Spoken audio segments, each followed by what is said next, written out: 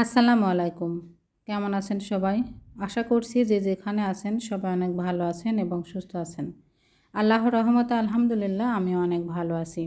আরও একটি নতুন ভিডিও নিয়ে আপনাদের সামনে চলে এসেছি। আশা রাখতেছি আমার আজকের ভিডিও আপনাদের ভালো লাগবে। আমরা 6 বোন আর ভাবি, আমাদের বড় ভাবি একই রকম শাড়ি পরছি, আর এই শাড়িগুলো আমাদের ভাই আমাদেরকে বিয়ে উপলক্ষে গিফট করছে। এর জন্য আমরা একই রকম শাড়ি পরছি, পরে যে এখানে ক্ষীরের জন্য আর কি সব ডালাগুলো এনে রেখে দিলাম, ক্ষীর দেওয়া হবে স্টেজে। আর সবাই চলে এসেছে, আমাদের এলাকার যে আত্মীয় স্বজনগুলো ছিল তারা, যাদেরকে দাওয়াত দেওয়া হয়েছিল মহিলারা আর কি। আর আমাদের 2 ফুফাতো বোন এসেছিল, তারাও ক্ষীর দিয়ে চলে গেছে, কারণ তারা থাকবে না, এজন্য আর কি একটু তাড়া দিচ্ছিল। তো এখন হচ্ছে এলাকার মানুষ ক্ষীর দিবে আর আমরা দিব। তো এই যে প্রথমে নাকি মাকে দিয়ে শুরু করতে হয়, আর আমার বড় বাবা আর কি উনি বেঁচে নেই, উনি 2 বছর আগে মারা গিয়েছে। এর জন্য শুধু বড় মা আর কি আছে, উনি এখনও মোটামুটি সুস্থ আছে আর কি। তো মা আগে প্রথমে ক্ষীর দিচ্ছে, তারপর থেকে আমরা সবাই মিলে আর কি দেব। এটা আমাদের এলাকার নিয়ম আর কি। আমার বিয়ের সময় এমনই হয়েছিল, আমার বাবা মা ছিল। তো এখানে যে সবাই মিলে দাঁড়িয়ে আছে, আর যারা ক্ষীর দিবে তারা সবাই বসে আছে।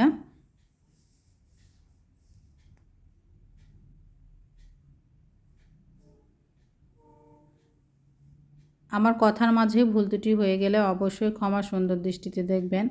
আর যেসব আপু ভাইয়েরা আমার ভিডিওটি পেজ থেকে দেখতেছেন তারা পেজটি ফলো করে রাখবেন, আর যারা ইউটিউব চ্যানেল থেকে দেখতেছেন তারা চ্যানেলটি সাবস্ক্রাইব করে রাখবেন।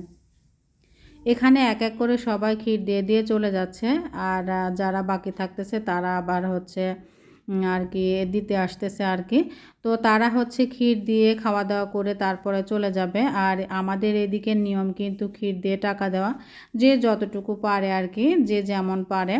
তো ক্ষীর দিতে দিতে এর মধ্যে আমার বোন জামাই ও আতশবাজি নিয়ে আসে বরেক দিয়ে ফোটানোর জন্য। পরে ক্ষীর দেওয়া বাকি রেখে আগে আতশবাজি ফোটানো হয়, অনেকগুলা বাজি নিয়ে আসে। সে বাজিগুলা ফোটানোর পরে আবার ক্ষীর দেওয়া শুরু হয়ে যায়। এদিকে যে আমার বড় ভাইয়ের মেয়ে, সে তার চাচুকে ক্ষীর দিয়ে দিচ্ছে। এভাবে এক এক করে সবাই দিচ্ছিল। এর মধ্যে আমার বরকে তো আমি খুঁজে পাই না, আমার বর যে কোথায় গেছে আমি খুঁজে খুঁজে পাচ্ছি না আর কি। তো অনেক দিন পরে সব ভাইরা একসঙ্গে হয়েছে, তারা তাদের মতো করে আর কি সময় কাটাচ্ছে। তো পরবর্তীতে আমি খুঁজে পেয়েছিলাম, সে তো আমাকে একদমই পাত্তাই দিচ্ছিল না।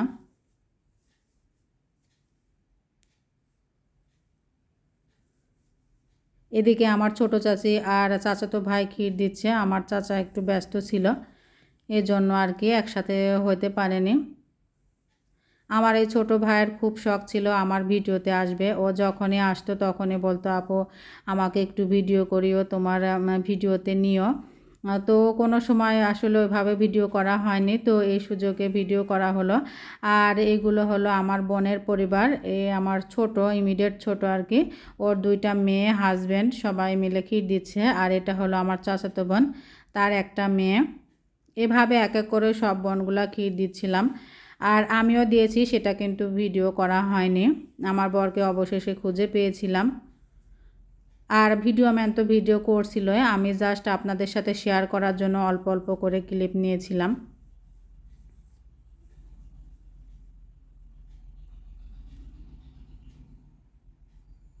বাসায় অনেক দিন পরে আবার বিয়ের অনুষ্ঠান হয়েছে, এজন্য আসলে ভালো লাগতেছিল।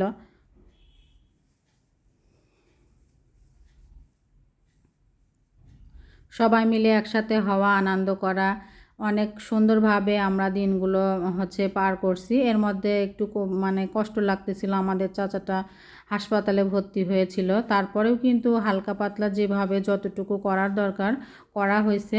তো এখানে আমার 2 ছেলেকে বসিয়ে দিয়েছি মামার সাথে আর কি একটু ভিডিও নেওয়ার জন্য। আমার ছোট ছেলের তো একদম ঘুম চলে আসছিল, কারণ ও তো বেশি রাত জাগতে পারে না। আর এদিকে যে আমার ফুফাতো বোন আর দুলা ভাই বসে গেছে ভাইকে ক্ষীর দেওয়ার জন্য, তার সাথে বোনের মেয়েও বসে গেছে। এভাবে এক এক করে সব বোনই ক্ষীর দেওয়া হয়ে গিয়েছে। তারপরে হচ্ছে সবাই আর কি ক্ষীর দিয়ে খাওয়া দাওয়া করে নিচ্ছে। খাওয়া দাওয়া শেষ করে তারপরে তো খুবই খারাপ একটা সংবাদ আসে। তো আমরা তো সব কিছু অনুষ্ঠান বন্ধ করা হয়ে গেল। এই অনুষ্ঠানটা আসলে ওইভাবে মানে ফুলফিল যে একটু বাচ্চারা একটু নাচ গান করবে সেটা আর করতে পারেনি, কারণ রাত 9টার সময় খারাপ সংবাদ আসে যে আমাদের যে চাচাটা হাসপাতালে ভর্তি হয়ে আছে সে চাচার অবস্থা খুবই খারাপ।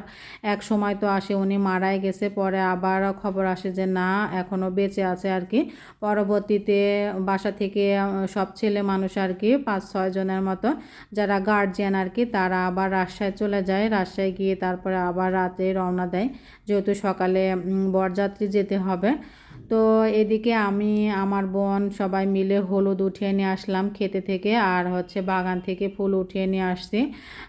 ছেলেকে একটু গায়ে হলুদ দেওয়া হবে, কারণ রাত্রেবেলা গায়ে হলুদের কোনো অনুষ্ঠান করা হয়নি, হলুদ ছোঁয়ানো হয়নি রাতের জন্য, আর ঠান্ডা লেগে যাবে এজন্য আর কি।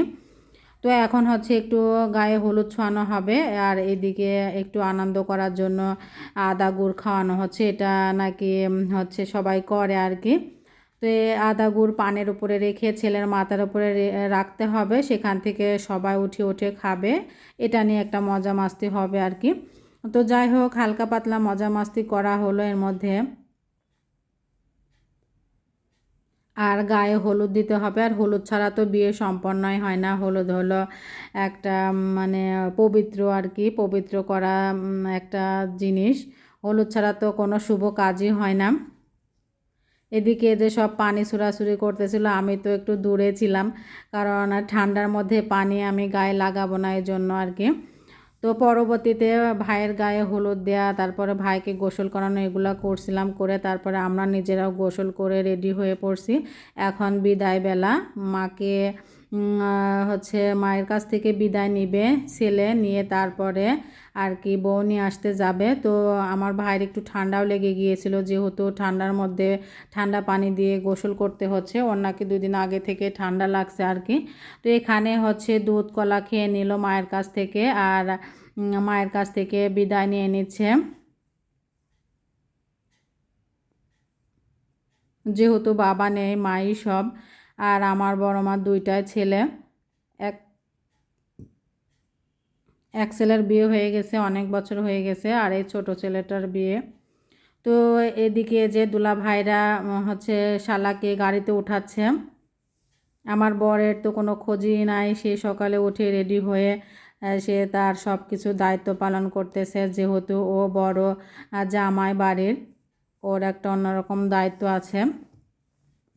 আর এদিকে আমরা সবাই যার যার গাড়িতে উঠে পড়তেছি। এখানে 100 জনের মতো গিয়েছিলাম। তারপরে কিছু কিছু ক্লিপ আমার ডিলিট হয়ে গেছে, ওইগুলো আর কি আপনাদের সাথে শেয়ার করতে পারি নাই, সরি, কিছু মনে করবেন না, কারণ মোবাইলে ছিল গ্যালারিতে, কখন যে ডিলিট হয়ে গেছে বুঝতেই পারি নাই।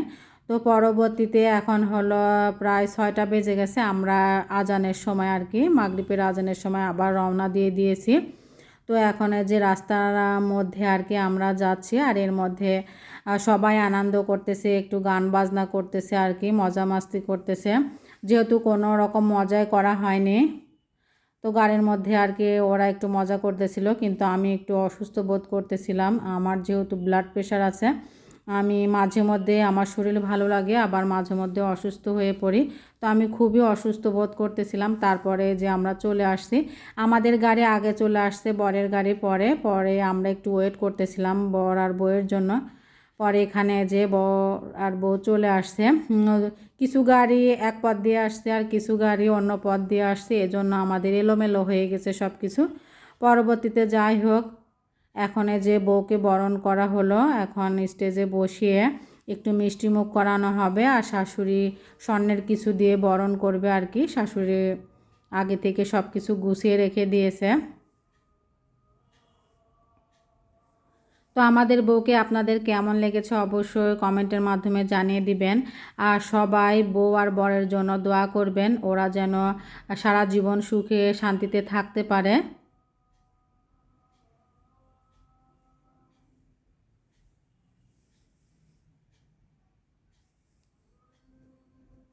তো তো এখন হলো হাতের আংটি দিয়ে বরণ করতেছে শাশুড়ির তার বৌমাকে।